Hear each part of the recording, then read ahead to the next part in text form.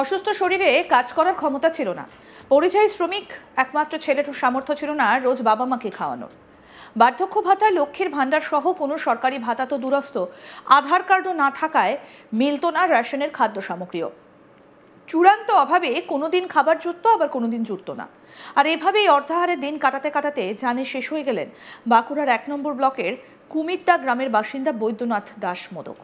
অভিযোগ এটাই, এই ঘটনাকে কেন্দ্র করে ইতিমধ্যেই শুরু হয়েছে রাজনৈতিক চাপানোতর। পারস্পরিক দায় ঠেলাঠেলি শুরু হয়েছে রাজ্য এবং কেন্দ্রের শাসক দলের মধ্যে। জানা গিয়েছে বাঁকুড়া 1 নম্বর ব্লকের কুমিদ্দা গ্রামের বছর 65 বাসিন্দা বৈদ্যনাথ দাস মোদক জানে শেষ হয়ে যান গত শুক্রবার। একসময় স্থানীয় একটা মিষ্টির দোকানে কাজ করলেও বার্ধক্যজনিত অসুস্থতার কারণে গত 1 বছরেরও বেশি সময় ধরে আর কাজ করতে পারছিলেন না বৈদ্যনাথ। তখন থেকেই শুরু হয় পরিবারের চরম অনটন। বয়স হয়ে গেলেও কোনো সরকারি ভাতা পেতেন না বৈদ্যনাথ এবং তার স্ত্রী কল্পনা। নিজেদের আধার কার্ড না থাকায় রেশন কার্ডের সঙ্গে আধার নম্বরের সংযোগও করা যায়নি, ফলে বন্ধ হয়ে গিয়েছিল পরিবারের রেশনের বরাদ্দ। বাধ্য হয়ে একমাত্র ছেলে সোমনাথ দাস মোদকের ভরসাতেই বেঁচেছিলেন বৈদ্যনাথ ও কল্পনা। পেশায় পরিযায়ী শ্রমিক সোমনাথেরও সামান্য আয়ে নিজের সংসার চালিয়ে বাবা মাকে সাহায্য করার তেমন সামর্থ্য ছিল না। ফলে বৈদ্যনাথ ও কল্পনার কোনোদিন খাবার জুটত, কোনোদিন আবার সেটুকুও জুটত না। কেউ কেউ মাঝে মধ্যে সাহায্য করতেন ঠিকই, কিন্তু তা দিয়েই আর কতদিন চলে। অবশেষে শুক্রবার বাড়িতেই জানে শেষ হয়ে যান বৈদ্যনাথ দাস মোদক। পরিবারের দাবি, অনাহারেই জানে শেষ হয়ে গিয়েছেন বৈদ্যনাথ। কি বলছেন কল্পনা দাস মোদক, বৈদ্যনাথ দাস মোদকের স্ত্রী, শুনবো। খেতে পায় নাই, নিজে বসে আছে, তো কি করে খেতে পাবো বলো? সরকারি চাল ফাল পেতেন না? না। কেন? ওই আধার কার্ড হয়নি বলি, তার জন্য। কাউকে বলেননি আধার কার্ড হয়নি বলে? কত লোককে বলেছি। বলেছিলেন? হ্যাঁ। ও, কেউ শোনেনি কথা? না। আপনার ছেলে বৌমা তো পাশেই থাকে, আপনার খেতে দেয় না? খেতে দেয় না? কি আজকে কি খেয়েছো? হ্যাঁ, আজকে কি খেয়েছো? আজ কিছু খাইনি বাবা, তার আজকে জল খেতে হয় তো, তা যখন উঠবে তখন খাবো। কালকে কি খেয়েছিলি? কালকে ওই ফলটা। কালকে ফল খেয়েছিলি? না, এমনি আপনাদের যে বাড়িতে খেতে আমার দেওয়ার এনেছিল, নিলাম। আপনার পাড়ার লোক সাহায্য করতো? পাড়ার লোক সাহায্য করতো না? না, করতো না কেউ? না। এই যে আধার কার্ড হয়নি, রেশন কার্ড হয়নি, আপনারা কোথাও যাননি করে দেওয়ার জন্য আবেদন করেননি? গেছিলাম বলছি, হয়নি?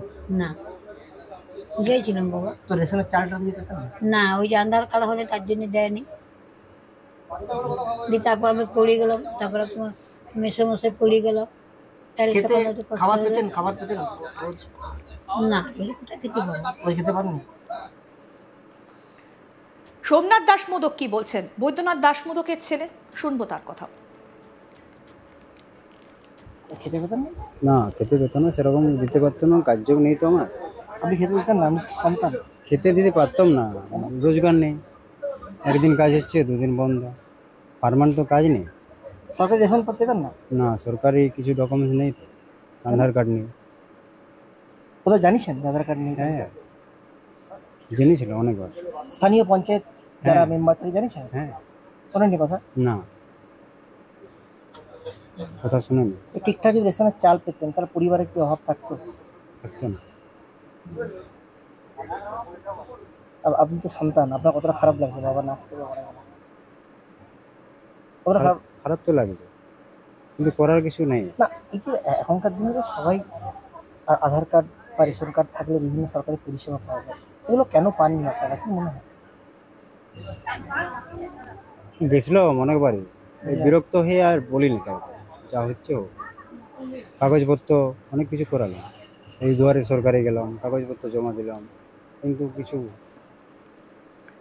অনাহার বা অর্থাহারে যে এমন ঘটনা ঘটেছে তা স্বীকার করে নিচ্ছেন স্থানীয়রাও। কি বলছেন প্রতিবেশী কল্পনা পাত্র, শুনবো। ওই না খাওয়া তো কিছুটা, আর আসলে পাটাও লেগেছিল, সেটা চিকিৎসা হয়নি। আপনি তো পাশের বাড়ি, আপনার কাছে খাবার টাবার চাইতো? হ্যাঁ, চাইছি। কি বলতো? একটু মাড় ভাত দাও, একটু মুড়ি দাও, একটু তরকারি দাও। আপনারা দিতেন? হ্যাঁ, আমার যখন জুটছে আমি দিতাম। আমি অসহায়। আপনি অসহায়? ওনারা এইভাবে ওনারা দুজন বয়স্ক লোক না খেতে পেয়ে থাকতেন, ওনার সন্তান বা ছেলে আসতো না সাহায্য করতেন? আমার ছেলে আসতো। ছেলে খেতে দিত না? দিত, আরও যখন জুটতে দিত। ছেলের অভাব? হ্যাঁ, ছেলেটারও অভাব। মানে আপনাদের দিতে ইচ্ছে করতো, কিন্তু আপনাদের জন্য আমাদের আমি একদম মানে কি বলবো, আমার নিজে আমি যে কি খাবো, ছেলেদের কি খাবো, আমার নিজেরই কিছু নাই। তবু আমি একটু মার ভাত যখন জুটতে দিয়ে আসতাম। তাহলে উনি কি ঠিকঠাক খাবার দাবার পেরে বেঁচে থাকতো কি মনে হয়? ও খাবার খেতে পেলে বেঁচে থাকতো। কতটা খারাপ লাগছে যে না খেতে পেয়ে মারা গেল? হ্যাঁ, খারাপ লোক লাগছে। খেয়ে মরে, ও না খেয়ে মারা গেল। যেখানে বিনা পয়সায় রেশন দেওয়া হয় বলে বারে বারে দাবি করা হয় সরকারের তরফ থেকে, সেখানে এই ঘটনায় রীতিমতো শোরগোল পড়ে গিয়েছে বিভিন্ন মহলে। স্বামী হারা স্ত্রী কল্পনা ও তার ছেলে সোমনাথের দাবি, বারবার শিবিরে গিয়ে এবং স্থানীয় জনপ্রতিনিধিদের কাছে ছুটে গিয়েও আধার কার্ড করানো যায়নি, আর তার জেরে সমস্ত ভাতা এমনকি রেশন থেকেও বঞ্চিত থাকতে হয়েছে তাদের। যদিও সে কথা মানতে নারাজ রাজ্যের শাসক দলের জনপ্রতিনিধি। অর্থাহারে বৈদ্যনাথের জানে শেষ হয়ে যাবার অভিযোগ উড়িয়ে দিয়ে পাল্টা তাদের দাবি, আধার কার্ড করানোর ব্যাপারে ওই পরিবারই অনুৎসুক ছিল। বারে বারে তাদের আধার কার্ড করানোর কথা বলা হলেও তারা আগ্রহই দেখায়নি। পঞ্চায়েত সমিতির সহসভাপতি অংশুমান ব্যানার্জি কি বলছেন এই ঘটনায়, শুনবো। দেখুন, বৈদ্যনাথ দাসগুপ্তের মৃত্যুটা সম্পূর্ণ বয়সজনিত কারণে মৃত্যু হয়েছে। আর রেশন কার্ড ওনার ছিল। আপনারা সকলেই জানেন যে আমাদের যে সোশ্যাল ইকোনমিক সার্ভে হয়েছিল, সেই সোশ্যাল ইকোনমিক সার্ভে অনুযায়ী ওনার পরিবারের রেশন কার্ড ছিল এবং ওনার পরিবার ইন্দিরা আবাস যোজনায় পূর্বে বাড়িও পেয়েছে।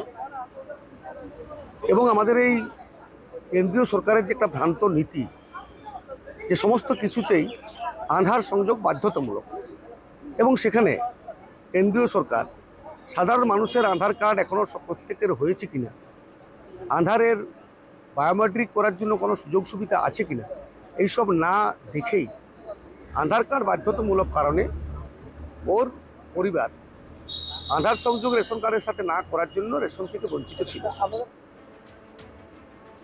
অন্যদিকে এই ঘটনায় রাজ্য সরকারের বিরুদ্ধে তোপ দেখেছেন বিজেপির বিধায়ক নীলাদ্রি শেখর দানা। কি বলছেন বিজেপি বিধায়ক নীলাদ্রি শেখর দানা, শুনবো। বলার কি আছে, আমার বিধানসভায় এরকম দেখিয়ে দেবো, আমি প্রতিনিয়ত চোখ দিয়ে আমার জল বেরিয়ে যায়। আমি ইচ্ছাকৃতভাবে এই সরকারকে দোষী না, সরকারের দৃষ্টি আকর্ষণ করার জন্যই আমি সেই জায়গাগুলো বারবার যাই। এই যে বৈদ্যনাথবাবু মারা গেলেন গত 4 দিন আগে, আমি গত বছর নিজে সশরীরে গিয়েছিলাম। আমার ওখানে কর্মী আছে, আমাদের কাজল চৌধুরী এই ছেলেরা থেকে নিয়ে ওই পাড়াটা গোড়ায় গিয়েছিলাম। টার্পেল থেকে শুরু করে শুকনো খাবার থেকে শুরু করে বেশ কিছু মানুষকে আমি সহযোগিতা করে এসেছি। আরও আপডেট পেতে দেখতে থাকুন আজ তাক বাংলা। সাবস্ক্রাইব করুন, নোটিফিকেশন পেতে বেল বাটন অপশন প্রেস করুন।